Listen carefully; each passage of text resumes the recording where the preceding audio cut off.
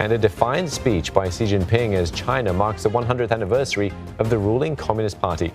He's warned China will not be bullied while hailing the country's rise on the global stage.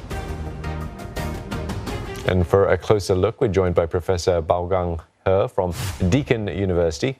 Professor, a defiant speech by Xi Jinping, but was there anything he glossed over? Sorry? A defiant speech by President Xi Jinping, but was there anything he glossed over? Oh, yes. I think at the beginning of his speeches, he emphasized that we gathered here to join the party, to celebrate, and also looking forward to the bright prospects for the rejuvenation of Chinese nation. So very much whole the speech is in frame in terms of Chinese nation. So I thought that giving Chinese a global expansion, and China should also think about the role of the party in the global affairs.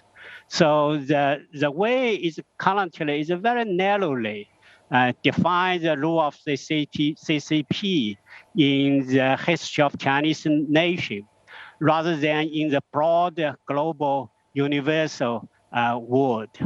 So this is, I think, is a great missing. This is defines the future, what China should do in the future in this world affairs. Professor, there was a great deal of symbolism on show today, as well as in the choice of outfit that Mr. Xi wore. What are your thoughts on that? I look at he still wears this Chinese tunic suit. There's what the Chinese call Zhongshanzhuang. So it's a kind of symbolize he follows the Mao style. But many of his colleagues wear the Western suits.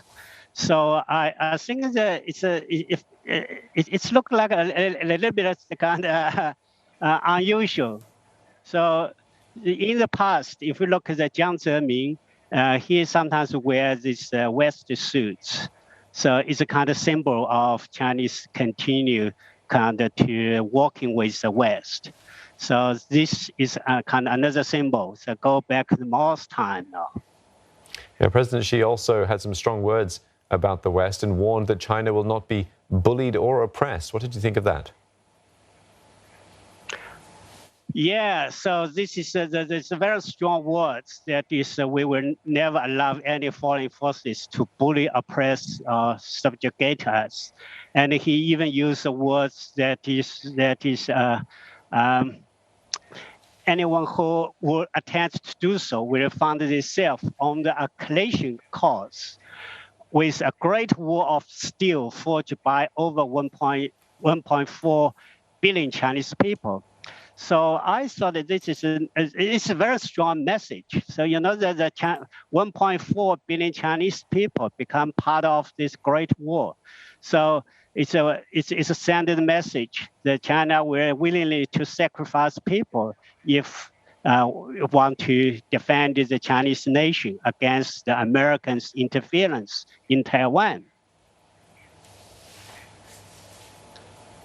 Professor, President Xi has said in the past that it would be, a historic mission to reunify China with Taiwan, and that's something that he's, insistent upon. When do you think that could happen?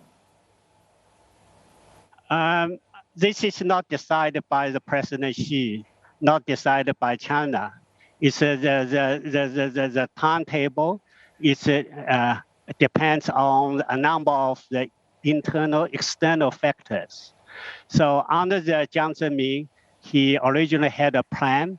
He wished he would unify Taiwan after the Hong Kong handover back to China.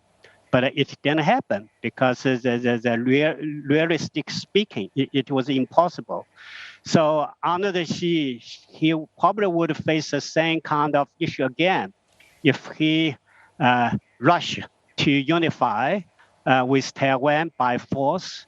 It will be a great risk, and the consequence is uncertain.